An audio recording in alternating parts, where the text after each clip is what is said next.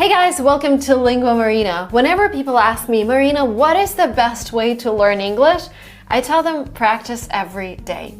And by practicing for only 20 minutes, you can reach your goals in English pretty fast. So in this video, I'm gonna present you my 20-minute daily learning routine that you can use for learning English. I'm gonna give you resources where you can go and practice. They're completely free. We're gonna talk about different things that you can do during the day to improve your language. Before we start, I wanted to tell you about something that inspired me to create this daily routine, daily practice. My younger daughter, Emily, she's 3 years old. She just started like a mini school for kids where they practice every day for just 10 minutes. They're doing basic stuff, connecting dots, learning words. But the key thing there, and it's called Kumon, Japanese system, the key thing there is daily repetition, just for 10 minutes. And 10 minutes for your brain, it's like nothing. You're like, oh, I'm gonna sit down for just 10 minutes, I'm fine. And I always give her a candy after she practices because she sometimes needs this extra motivation to continue.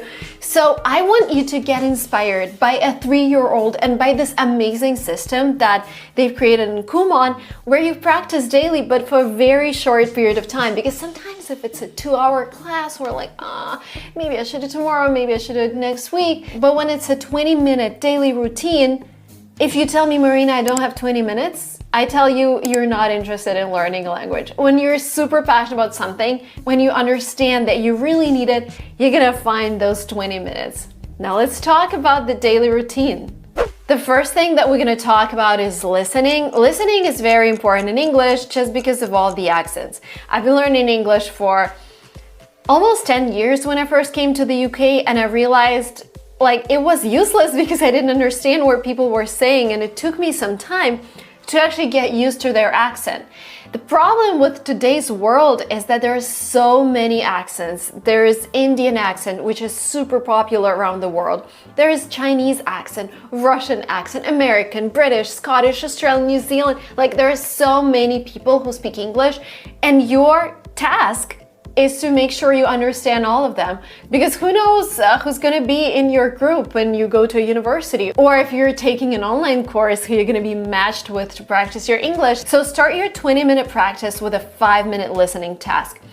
That could be anything, YouTube, audiobook, whatever. One of the websites that I wanted to recommend is called ello.org.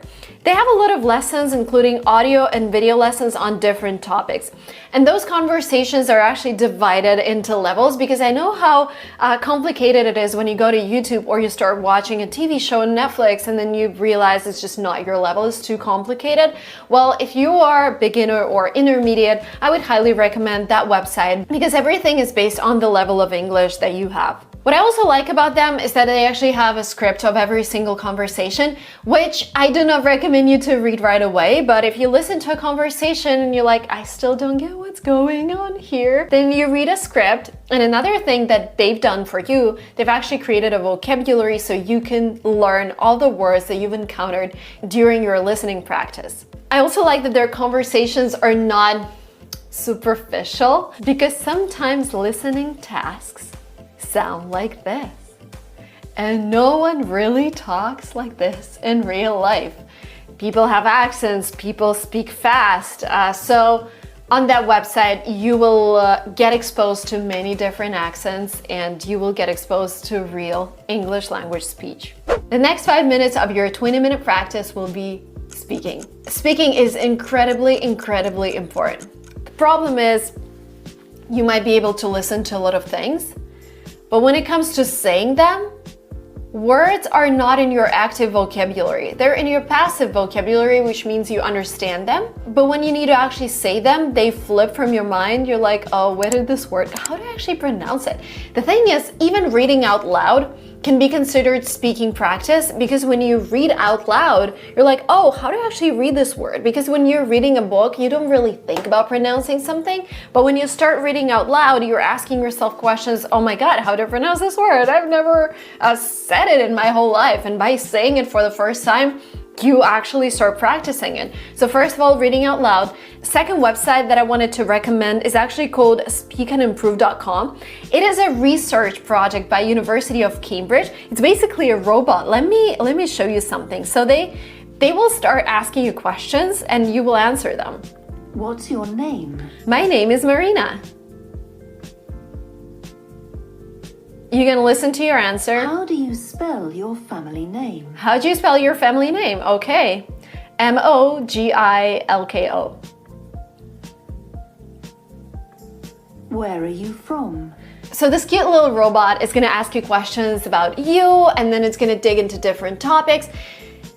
I think this is very useful for people who just don't want to talk to themselves, because it is so weird sometimes when Marina tells you on YouTube that you have to talk to yourself, and I love talking to myself out loud, but not everybody likes it. So the robot is a great way to practice your spoken English. Again, the website is called speakandimprove.com. Another way to practice is to actually use another website that I mentioned today, elo.org. What they have there is they have videos of people answering questions. So for example, the question would be, do you like taking selfies?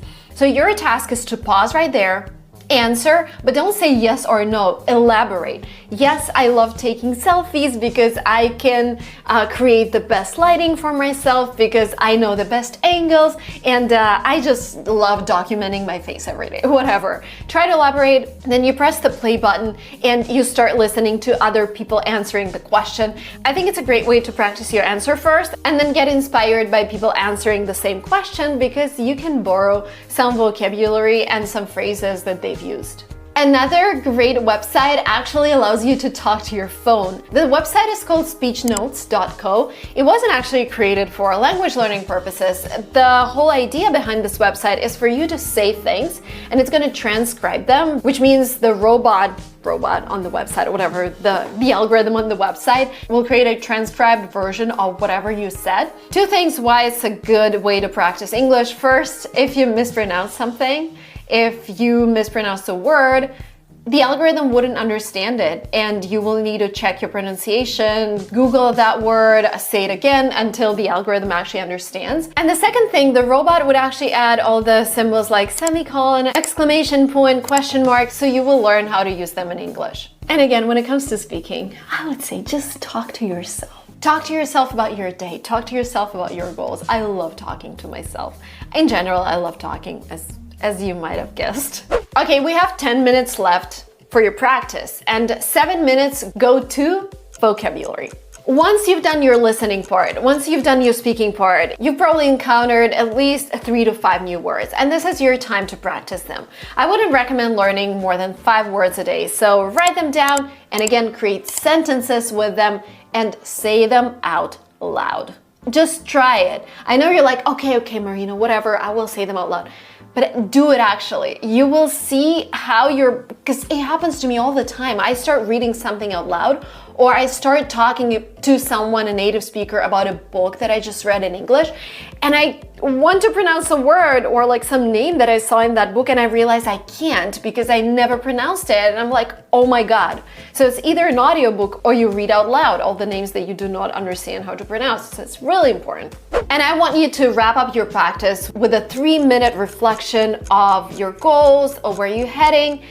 I love telling people to create a dream board. It's crazy how it works for you, because you're creating a destination for your brain, a destination for all of your goals. I am learning English because I have this dream board where I have Gary Vaynerchuk, because I want to be in the same conference with him. I want to be a speaker at a business conference in the US together with Gary. He's a very inspiring immigrant. I have a house that I want to buy. I even have bed sheets that I really like, and they're on my dream board. And every time that I sit at my desk, I stare at this dream board and I'm like, I am getting closer. And today I was invited to an event. Hopefully it's gonna happen. They're gonna send me official confirmation next week. But that event, a red carpet event, was on my dream board. So it's just crazy how it works. And I highly encourage you to create at least 100 wishes that are connected with your English language level, and be as specific as you can. Like, I want this apartment in Los Angeles. This is how much it costs. This is how I get there. I want this degree from this university. This is how much it costs. This is, how much I need to score my TOEFL.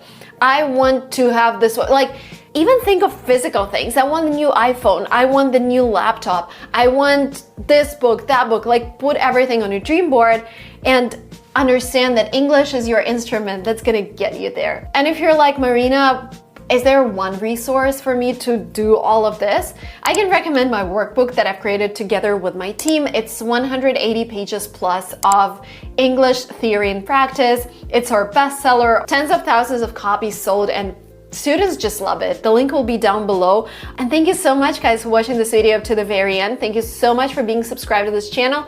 Oh, and don't forget to share this video with everyone who learns English. Bye-bye.